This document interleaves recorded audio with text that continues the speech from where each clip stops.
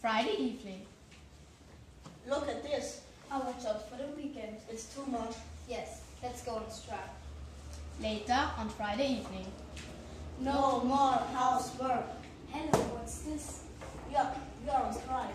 On strike? Yes, we're not going to tidy our rooms. And we are not going to do the shopping. I'm not going to do the washing up. And I'm not going to put the rubbish out. Okay. Excuse me? That's okay. Really? Great.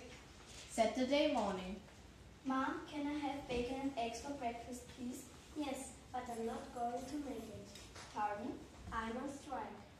Dad, I'm going to be late for a football match. I know, but I'm not going to take you in the car. Excuse me? I'm on strike too. We are on strike this weekend. We are not going to do things for you. That's right, we are only going to do things for us. Oh,